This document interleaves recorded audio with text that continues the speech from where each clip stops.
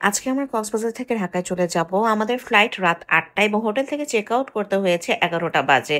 এত টাইম কি করব, তাই ভাবলাম যে আমরা একটু ইনানির দিকে ঘুরে আসি।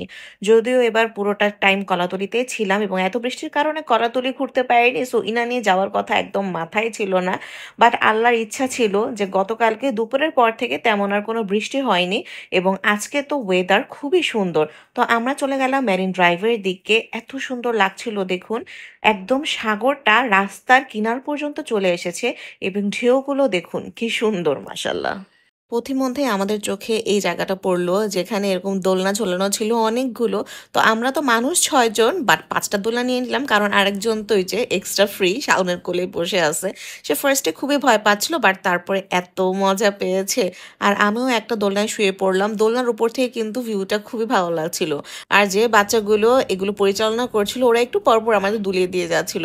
আমার মনে হয় আমি এত রিল্যাক্স লাইফে অনেক কম হয়েছি যে আরাম করে শুয়ে আছি আর আমাকে একজন দোলাচ্ছে। বাহ, কি আরাম তাই না? জীবনে যে এত আরাম উপভোগ করব তা আগে বুঝিনি। এখানে লাইবাকে দেখেন একটা ছাগল বারবার ওকে ডিস্টার্ব করতেছিল, তো এটাও বেশ কিউট ছিল। আওয়াইশা আবার ছাগল খুবই পছন্দ করে, ওর তো একদম মায়া ধরে যাচ্ছিল।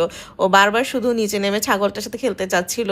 দ্যাট ওকে নিচে নামাবো না, বিকজ এ দোলনা থেকে ওঠা আর নামা খুবই কষ্ট। ও যদি সাগরের দিকে চলে যায় তাকে ওকে ধরতে ধরতে সমস্যা হয়ে যাবে। বাবা কিছুক্ষণ দোলনায় দুলে এই দেখুন ২ হাতে ২টা দোলনার রশি ধরে কিভাবে ওদেরকে দোলাচ্ছে।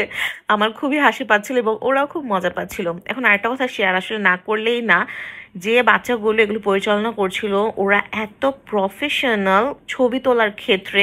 কি সুন্দর ছবি তুলছিল, আমাকে দেখে বলতেছে আপনার iPhone 16 Pro Max না Exposure 7 জানি সেই, মানে কত কিছু যে বলতেছিলাম বুঝতেছিলাম না। এইসব দিক দিয়ে আমি আসলে নিরক্ষরই বলা চলে। আওয়াইশাকে দেখেন, ও সব কিছু ভয় পায়, কিন্তু দোলনাটা কিভাবে যে ভয় পেল না এটা তো আমি ভয় পাই এত তুলালে। তো ফাইনালি আমরা এখন উঠে যাব। ১ ঘন্টা ছিলাম আমরা, মাত্র ২৫ টাকা করেছিল এক একটা দোলনা ১ ঘন্টা থাকার জন্য। আওয়াইশা তো কোনোভাবে উঠবে না, সে ছাগলের কাছেই থাকবে। বললাম না, আল্লাহর ইচ্ছা ছিল যে ইনানির দিকে আসবো, আর ইনানির দিকে আসলে পালঙ্কিতে খাবো না, এটা তো হতেই পারে না। পালঙ্কির খাবার খুবই মজা। এবার আমার উপর দায়িত্ব ছিল যে ভালো কোন কোন জায়গা আছে সব জায়গায় আমি নিয়ে যাব। তো আলগুনি নিয়ে গিয়েছিলাম, সবাই খুবই স্যাটিসফাইড। আলগুনি তো অবশ্য আগেও খেয়েছে। দেন মেজান ডাইনের খাবারও সবার পছন্দ হয়েছিল, রাতে বারবিকিউ খাইছিল, মুইটাও সবার পছন্দ হয়েছিল। অ্যান্ড লাস্টলি ছিল পালঙ্কি। তো আমি খুবই হ্যাপি যে আমি এই জায়গাটায় নিয়ে আসতে পারছি। তো কী কী অর্ডার দিয়েছি একবার একটু বলি। সব কিছু কিন্তু সুন্দর মতো দেখুন কাঁসার থালায় তারা প্রেজেন্ট করেছে। ছিল ভাত, ভাতের চালটা খুবই সুন্দর ছিল, আলগুনির মতো একদম চিকন চিকন চাল। ছিল লইট্টা ফ্রাই, লইট্টা ফ্রাইয়ের পরিমাণটা মেজান ডাইনের চেয়ে অনেক বেশি ছিল। মেজান ডাইনে একদম পরিমাণ ভালো ছিল না।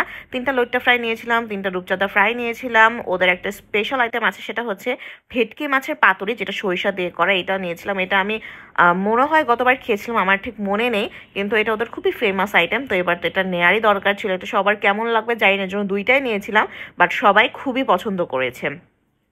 আরও আমরা নিয়েছিলাম একটু ডাল ভর্তা, ডাল ভর্তাটাও খুবই মজা ছিল।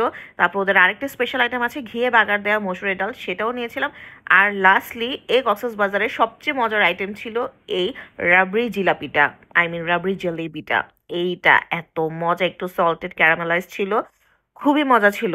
সবার এক কথা স্পেশালি লাইবার খুবই পছন্দ হয়েছে। তো খাওয়া দাওয়া শেষ করে না এত গরম লাগতেছিল, আমরা আর কোথাও বসে নেই, সরাসরি আমাদের লং বিচ হোটেলে চলে এসেছিলাম। যেহেতু চেক আউট করে ফেলেছি এখন অন্য কোথাও তো বসা যাবে না, তো লবিতেই বসতে হবে।